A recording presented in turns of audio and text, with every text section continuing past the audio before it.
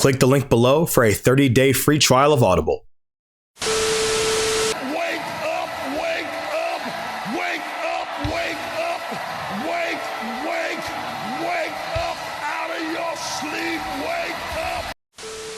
Yo, what? So it has been a fat little minute since I have done a rant video, and apparently y'all seem to like those kinds of videos. So today, I wanted to confront a topic that is kind of surging within the Jujutsu Kaisen community, and I semi-touched on it with this previous JJK video with the was Kashimo wasted video, and an overwhelming amount of people did agree that yes, they felt as if Kashimo was wasted in the story. A lot of people were. Dog, the comments of this video had me fucking rolling, dog. Yo, somebody said Kashima has the ability to cultivate more rice. Real quick pause on this video. Ladies and gentlemen, I have a question for you. Are you looking for something fashionable and affordable to wear anime related these days? Are you looking for an anime inspired t-shirt, a hoodie, a hat, or even like lights or anything of that nature? Well, boy, I tell you, head on over to animexpressstore.com and oh yeah, they'll hook you up over there. I actually just copped one of these Megami t-shirts. This thing's actually fire. I'm actually so excited to get it. And ladies and gentlemen, I have a special announcement for y'all. Go ahead at your next checkout, hit code Daffy10 for 10% off your next purchase, man. Oh yeah, we sponsored now, so I can curse in this bitch. Yeah! Remember, Daffy10, DAFFY10 for 10% off of your next purchase, man. But today I wanted to sit down and break down an issue that I feel myself and others have with Jujutsu Kaisen, and that is its use of side characters in the manga and the show. We have such a massive list of characters at our disposal, but when we sit down and we look at it, how are they effectively used in the story, and to what degree are they effective? Now, I'm not going to lie and sit here and say that every single character that you introduce in a story has to contribute to the plot in some way. Sometimes you will just have side characters. But we have a lot of our cast that hangs around the main cast that just do a whole lot of nothing. They're like lines just on the screen doing nothing and contributing nothing. For example, and I want you to be completely honest with me, I want you to break down 5 different things that you know about Inumaki. Besides that, his hair looked like Yuji's in Volume 0. I want you to sit down and give me 5 things that you know about him. You can't! Now, this is totally off topic, but I have this prevailing theory that Inumaki's technique was always meant to be Yuta's in some capacity. Because if we look, Yuta spams the holy shit out of that don't move thing that he says, right? But we've seen Toge use it only maybe 2 times or 3, and apparently the Inumaki clan is like one of the 3 big clans. You have the Inumaki clan, you have the Gojo clan, and then you have the Kamo clan. So what has the Inumaki clan done? That's again part of the real big part of the missing lore in the world building is the Inumaki clan. They suck. So I don't know, crackpot theory, maybe Inumaki was always, meant to introduce another one of Yuta's abilities in the story. I have no idea. Maybe you can make that same character, the Uro and the whole thin icebreaker thing. Maybe, I don't know. Same thing with Panda, dude. I mean, Panda only had like what, 2 fights? 2.5, because he had a little, practice sparring thing, whatever, with Yuji at the beginning of the Culling games. But dude, Panda had 1 fight against Mekamaru. He did absolutely nothing in Shibuya. He got washed. He got absolutely floored by Kashimo. And then the principal dies, and he just has this little short scene that just feels really weird and disconnected. Now, I believe this is the time period where Gege was sick. I believe it was about like 2 to 3 months, so I'm not entirely worried about it. I'm hoping that the anime will just kind of spruce things up and make it look a little better. But man, like, when Panda fights Kashimo, it's not even a fight. It's like maybe a chapter. And Kashimo ends up fighting Panda in his big sister's form, the Triceratops, which is this really cool design. I love how scary it looks. And then Kashimo just fucking explodes his body and almost kills him. Like, straight up just mutilates Panda. And so, like, I'm sitting here. I'm like, what is the point of this character? Because we have this whole little flashback sequence, and we have all these things. And now, granted, did I think that Panda was going to get a Friends and Family power-up? Absolutely not. But it would have been nice for something to happen. It would have been nice to see at least what his big sister's ability was. And so we always have this feeling of being underwhelmed. I get that Gege is of the opinion that, oh, I'll kill whoever it is to tell a story I want to do. And to an extent, that's fine. But it's very frustrating as the audience when we sit here and we look at characters like Miwa, who we'll talk about later, where it's just like, dude, what was the point of this? Why did you even do this? Now, again, granted, the story is not finished, but it's just really weird as an audience member because look at even the guys that Geto hired on, or his quote-unquote family in Volume 0. You have like the guy with like the heart nipples and all this stuff. Like, Miguel was cool. We know a little bit about Miguel, but like even the girls that Geto had hanging around him that, you know, they felt like he was their surrogate father figure. Bro, what? I mean, nah, dude, most people don't even know what these girls' names are, bro. Like, come on, dog. So one thing that I gotta give Masashi Kishimoto credit for is the fact that his side character use was absolutely immaculate in Naruto. For the most part. Obviously, you had your standouts like Tenten. Who cares about Tenten? That's a meme, whatever. But you have things like the Sasuke retrieval arc where we have, you know, Neji, we have Choji, we have Shikamaru, we have these different things. They get their time in the sun. They get their time to shine. Specifically Choji, because with Choji, we had literally almost, I want to say, nothing to very little of anything. And so we get this beautiful transformation of Choji's mindset and ideal. Now, obviously, I do feel like the anime made his fight a lot better because in the manga, I'll be real with you, this fight sucks. But we get to see what he has going on. And so, man, besides the Kyoto incident, or besides the Kyoto school arc, I mean, no, a lot of these Kyoto students suck, and this isn't just a rant on them, but man, like, bro, people are starting to meme the even pandas cry thing now, and it sucks because like Yaga didn't really do anything.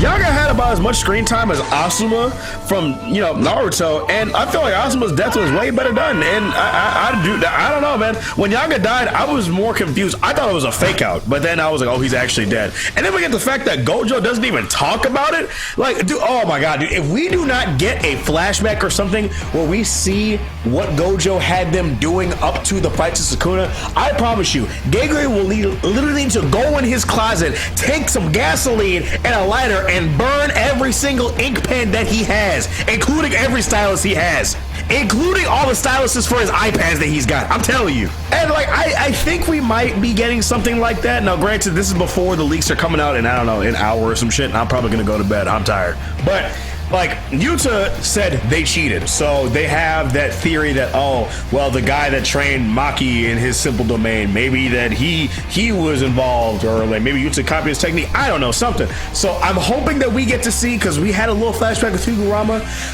And speaking of Higurama, what the fuck are we doing, bro? Higuruma, or Higurama, whatever, you know what I'm talking about. Higuruma, literally, against Sukuna. And don't get me wrong, if he did actually do anything to Sukuna, I would call bullshit. But against Sukuna, Higuruma did nothing. You know what he did? He took away Kabutoke. What is that gonna do? Who cares? Dog, when that chapter leaked, I remember people were wilding out, including myself. Though, like, you have for prime form Heian Air Sukuna, right? Obviously still coming fresh off the heels of fighting Gojo, so he's still weakened by a significant amount. He had Malevolent Shrine. Oh, he might still have 10 shadows. No one really knows. Some people are saying, oh, we fully reincarnate, you lose your original technique or something. I don't know. He could have 10 shadows. We really don't know. So he has Malevolent Shrine, 10 shadows, his curse technique, and then Fuga. So when you take away Kabutoke, you are taking away the knife that they have in the front passenger seat, and you're leaving the 3 nukes that they have in their trunk just open in plain view. Now, granted, we know that Higuruma didn't really even know this, and it was automated, so whatever. I'm gonna be completely honest. If any of y'all thought that Higuruma was actually gonna land a blow on Sukuna with that Executioner sword, put down the PCP and come back to reality, please, please, please, please. Stay off the weed! Like, if Sukuna can keep up and find a speed clone using Gojo, what the fuck did you think that this nigga from Law and Order was gonna do, bro? Use your brain. Oh my God, don't get me started on Todo. Don't get me started on my youth, Todo, bro. Bro, we haven't seen man them in over 100 chapters. 100! Bro, the last thing we got of Todo was him saying, yo, the arms are the acclamation of but I don't start speaking, I'm gonna shove my fist in my mouth and rip apart my vocal cords. The last time that we saw Todo, he was saying an arm is an acclamation of the soul, right? Cool, awesome. We haven't seen or mentioned him anywhere. Do you realize how many cool character interactions we could have had between Todo, Yuji, and Choso? Come on, bro. And then I already talked about this in a previous video as well, but we've never seen Todo interact with Yuki besides one page in Todo's introduction. That's ass. And dude, I swear to God, if Nobara comes back, I'm actually dropping this manga. I mean, I'm not, but yeah.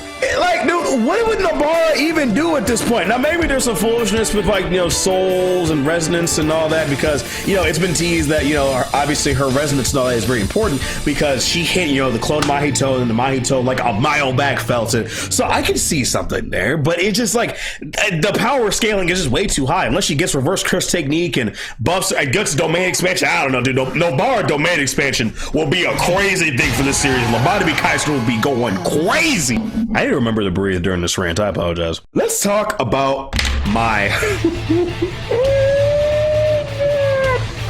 So here's the thing: is Mai is very frustrating, and I would say Mai is more frustrating than Miwa because at least Miwa has a personality, right? And Mai does to an extent, besides crushing on her cousin, which is very weird. Her cousin is Fushiguro, you know, Megami. Very weird. I don't know why that's a thing. Them niggas in Japan is a different level of horny, bro. Good lord. But here's the thing. A peep game real quick. Mai, I think, has a very similar thing where she was always meant to buff or do something with Maki's character, and she was never destined to be anything. Dude, what was she did? I think in the show she fired like maybe 3 bullets, maybe 4 total. I think she fired like 3 or 2 in the Kyoto student training arc, whatever, and then she fired 1 at Kenjaku, right? What was that gonna do? And then she ends up finding Ogi, and then like she just showed up in the Zenin clan hideout. I don't even remember why she was there. I want to be honest with you. I have no idea why she was there, bro. Because I didn't talk to her after Shibuya, so why was she there? Let's talk about Miwa, man. Let's talk about Miwa. I don't know what the plan is, unless Miwa for some reason would gain the Executioner's Blade. She made a pact with herself to where she cannot wield the blade again because she put everything in her sword strike against Kenjaku. You can hear me lose my voice. I need to relax. She made a pact with Kenjaku, and so she can never wield a blade again or something. Or she can't like use her curse energy for blades. I don't know.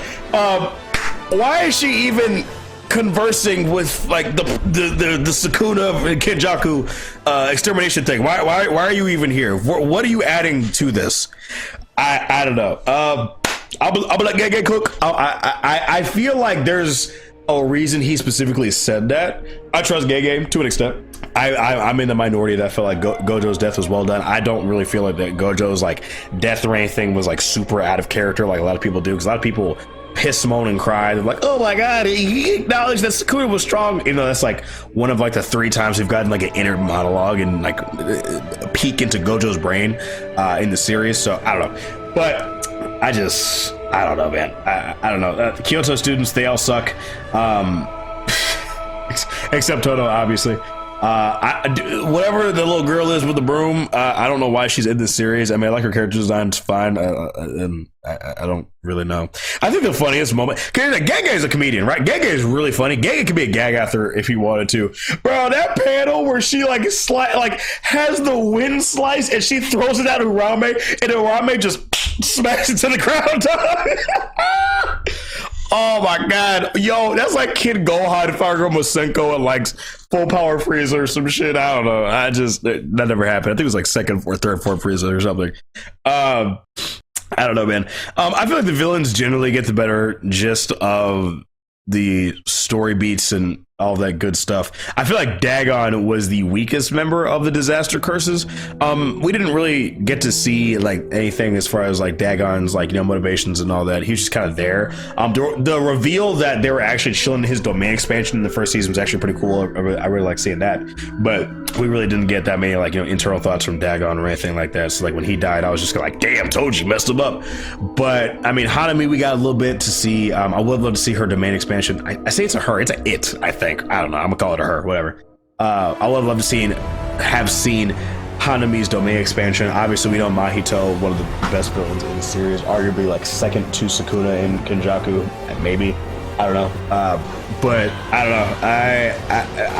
don't know. There's some good stuff in here, right? Like we all know, Hikari is a new crowd favorite. Same thing with Higuruma. Why they're collecting their dead bodies off the battlefield, I have no idea. Maybe Shoko is gonna do a binding vow, and I don't know, give them life in exchange for her or something. Who cares? Who knows? Quite literally anything could happen at this point. But yeah, man, just let me know down in the comments what y'all think, man. How do you guys feel about Jujutsu Kaisen's side characters? Do you guys feel that Jujutsu Kaisen has a problem with wasting its side characters, or do you think that they fill the role necessary to be applied to within the story? I'm very curious to see what you guys think. But yeah, I'm gonna stop screaming, hooting, and hollering because I'm gonna lose my voice even more than I already am. But yeah, it's me, your boy Daffy, guys. Just thank you guys so much for joining me on this video. Make sure you leave a like on the video and subscribe. And I'll see y'all in the next video. Now make sure you take care of yourselves and have a good one. Peace, guys. Also, can we get some Urame lore, please, Gege? Thank you.